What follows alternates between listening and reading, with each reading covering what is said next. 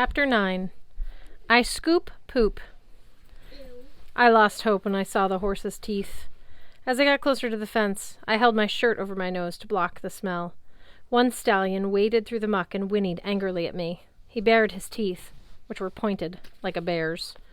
I tried to talk to him in my mind. I can do that with most horses. "Hi," I told him. "I'm going to clean your stables. Won't that be great?" "Yes," the horse said. "Come inside, eat you, tasty half-blood." "But I'm Poseidon's son," I protested. "He created horses." Usually this gets me VIP treatment in the equestrian world, but not this time. "Yes," the horse agreed enthusiastically. "Poseidon can come in too. We will eat you both. Seafood." "Seafood," the other horses chimed in as they waded through the field. Flies were buzzing everywhere, and the heat of the day didn't make the smell any better.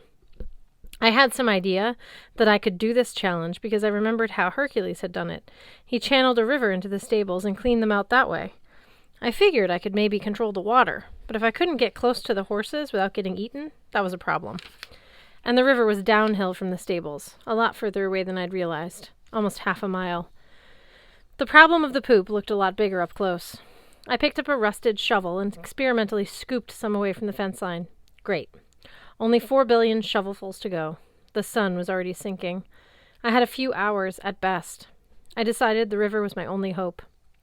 At least it would be easier to think at the riverside than it was here. I set off downhill. When I got to the river, I found a girl waiting for me. She was wearing jeans and a green t-shirt, and her long brown hair was braided with river grass. She had a stern look on her face. Her arms were crossed. "Oh, no, you don't," she said. I stared at her. "Are you a naiad?" She rolled her eyes. "Of course." "But you speak English, and you're out of the water. What, you don't think we can act human if we want to?" I never thought about it. I felt kind of stupid, though, because I'd seen plenty of naiads at camp, and they'd never done much more than giggle and wave at me from the bottom of a canoe lake. "Look," I said, "I came to ask—" "I know who you are," she said, "and I know what you want, and the answer is no. I'm not going to have my river used again to clean that filthy stable. But, oh, save it, sea boy. You ocean god types always think you're so much more important than some little river, don't you? Well, let me tell you, this naiad isn't going to be pushed around just because your daddy is Poseidon. This is freshwater territory, mister. The last guy who asked me this favor, he was way better looking than you, by the way. He convinced me, and that was the worst mistake I'd ever made. Do you have any idea what all that horse manure does to my ecosystem? Do I look like a sewage treatment plant to you? My fish will die. I'll never get the muck out of my plants. I'll be sick for years. No, thank you." The way she talked to me reminded me of my mortal friend, Rachel Elizabeth Dare, kind of like she was punching me with her words. I couldn't blame the naiad. Now that I thought about it, I'd be pretty mad if somebody dumped 4 million pounds of manure in my home. But still, "My friends are in danger," I told her. "Well, that's too bad. That's not my problem. And you're not going to ruin my river." She looked like she was ready for a fight. Her fists were balled, and I thought I heard a little quiver in her voice. Suddenly I realized that despite her angry attitude, she was afraid of me. She probably thought I was going to fight her for control of the river, and she was worried she would lose. The thought made me sad. I felt like a bully, a son of Poseidon throwing his weight around. I sat down on a tree stump. "Okay, you win." The naiad looked surprised. "Really?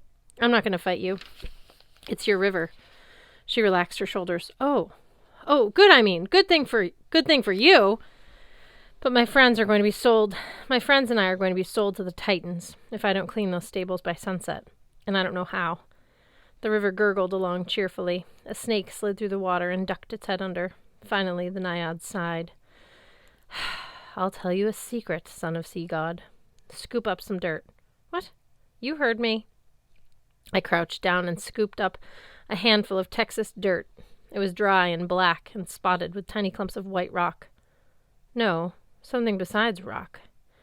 "Those are shells," the naiad said, "petrified seashells. Millions of years ago, even before the time of the gods, when only Gaia and Aranos reigned, this land was under water. It was part of the sea." Suddenly I saw what she meant. There were little pieces of ancient sea urchins in my hand, mollusk shells. Even the limestone rocks had impressions of seashells embedded in them. "Okay," I said. "So what good does that do me?" You're not so different from me, demigod. Even when I'm out of the water is within me. It is my life source. She stepped back, put her feet in the river, and smiled. I hope you find a way to rescue your friends. And with that, she turned to liquid and melted into the river. The sun was touching the hills when I got back to the stables. Somebody must have come and fed the horses, because they were tearing into huge animal carcasses. I couldn't tell what kind of animal, and I really didn't want to know. If it was possible for the stables to get more disgusting, 50 horses tearing into raw meat did it. Seafood, one thought when he saw me. Come in, we're still hungry. What was I supposed to do? I couldn't use the river. And the fact that this place had been underwater 1,000,000 years ago didn't exactly help me now. I looked at the little calcified seashell in my palm, and then a huge mountain of dung. Frustrated, I threw the shell into the poop. I was about to turn my back on the horses when I heard a sound. Pfft. Like a balloon with a leak. I looked down where I had thrown the shell. A tiny spout of water was shooting out of the muck. No way. I stepped toward the fence. Get bigger, I told the water spout. Spoosh! Water shot 3 feet into the air and kept bubbling. It was impossible, but there it was. A couple of horses came over to check it out. One put its mouth into the spring and recoiled. Ugh! He said. Salty! It was seawater in the middle of a Texas ranch. I scooped up another handful of dirt and picked out the shell fossils. I didn't really know what I was doing, but I ran around the length of the stable throwing shells into the dung piles. Everywhere a shell hit, a saltwater spring erupted. Stop! The horses cried. Meat is good! Bads are bad!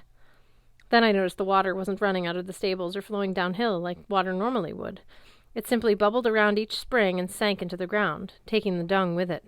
The horse poop dissolved in the seawater, leaving regular old wet dirt. More! I yelled. There was a tugging sensation in my gut, and the water spouts exploded like the world's largest car wash.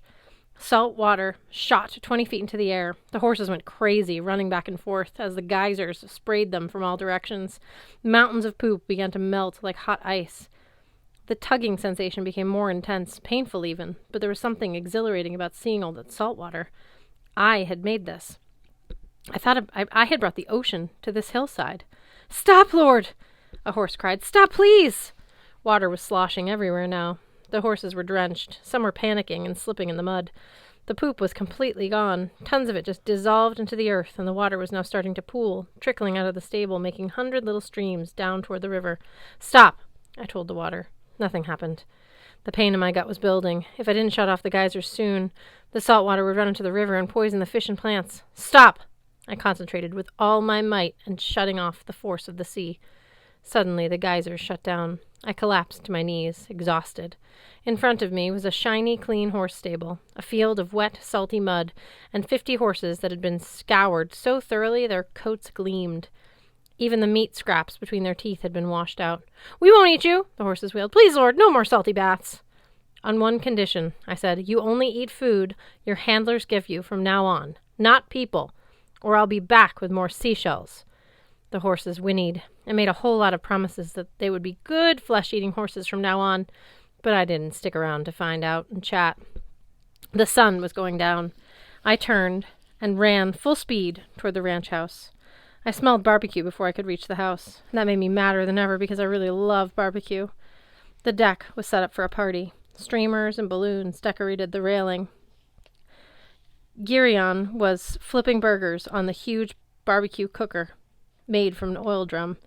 Eurytion lounged at the picnic table, picking his fingernails with a knife. The 2-headed dog sniffed the ribs and burgers that were frying on the grill. Then I saw my friends. Tyson, Grover, Annabeth, and Nico all tossed in a corner, tied up like rodeo animals, with their ankles and wrists roped together and their mouths gagged.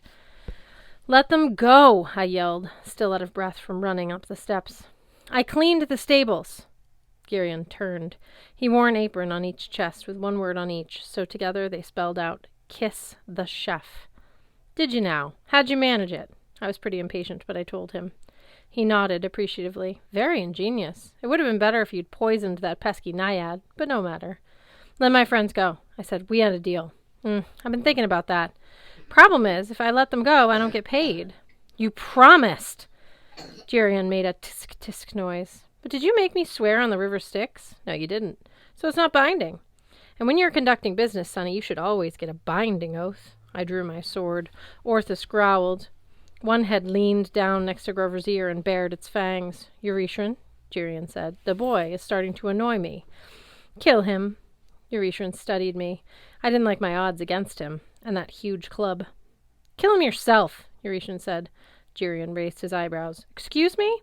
You heard me, Eurytion grumbled. You keep sending me out to do your dirty work. You pick fights for no good reason, and I'm tired of dying for you. You want to fight the kid? Do it yourself. It was the most un-Ares-like thing I'd ever heard a son of Ares say. Gerion threw down his spatula. You dare defy me? I should fire you right now. Who'd take care of your cattle? Orthus, heel. The dog immediately stopped growling at Grover and came to sit by the cowherd's feet. Fine, Gerion snarled. I'll deal with you later, after the boy is dead. He picked up 2 carving knives and threw them at me. I deflected one with my sword. The other impaled itself on the picnic table, an inch from Eurytion's hand. I went on the attack. Gerion parried my first strike with a pair of red-hot tongs and lunged at my face with a barbecue fork. I got inside his next thrust and stabbed him right through the middle chest.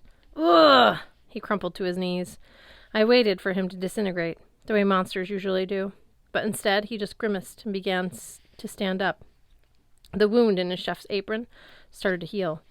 Nice try, Sonny, he said. Thing is, I have 3 hearts, the perfect backup system. He tipped over the barbecue, and the coals spilled everywhere.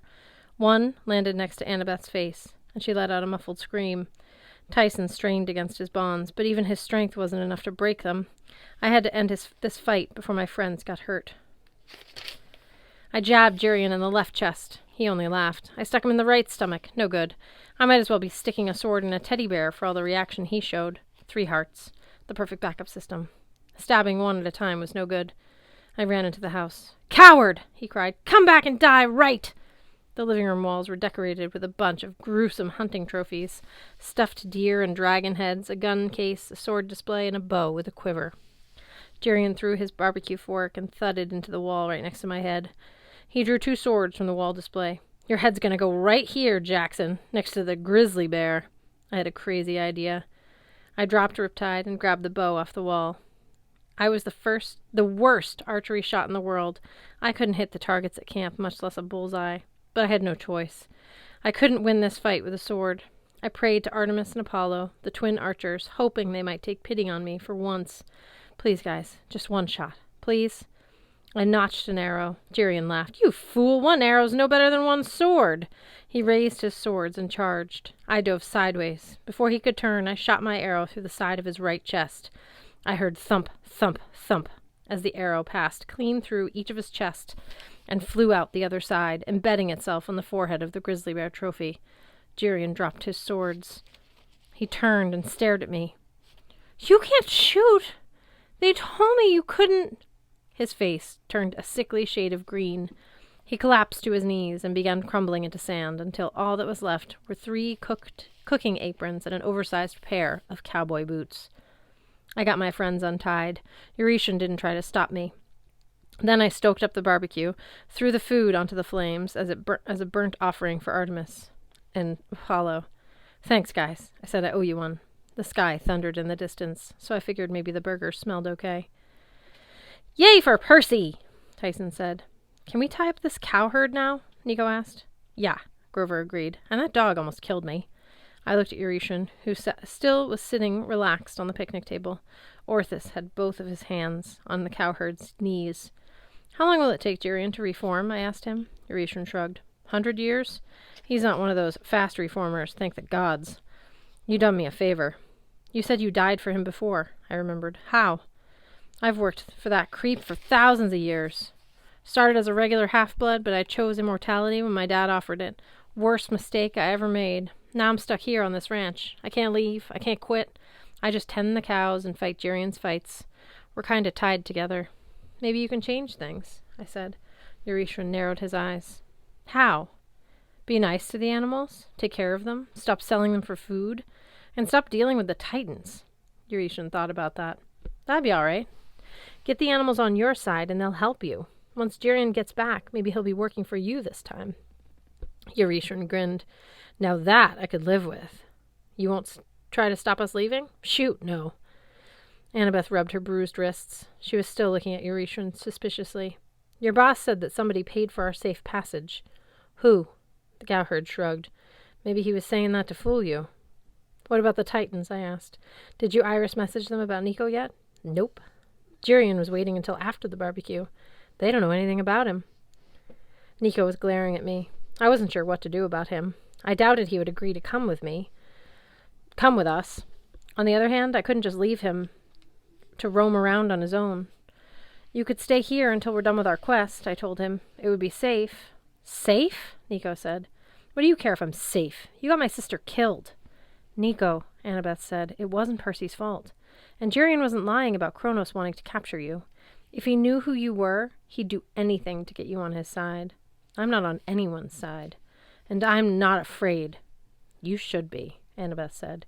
Your sister wouldn't want... If you cared for my sister, you'd help me bring her back.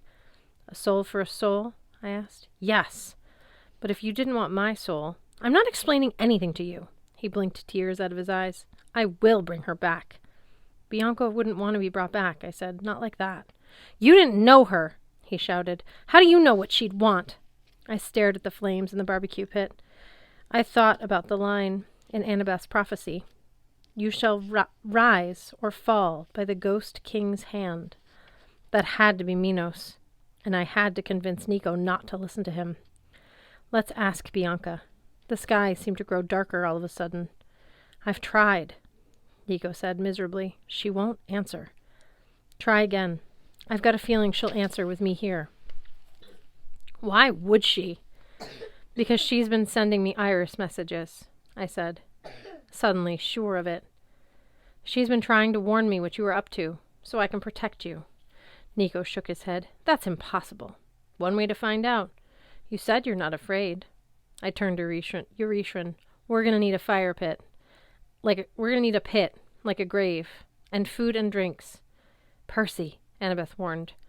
I don't think this is a good... All right, Nico said. I'll try. Eurytion scratched his beard. There's a hole dug out in the back for a septic tank. You could use that. Cyclops boy, fetch my ice chest from the kitchen. I hope the dead like root beer.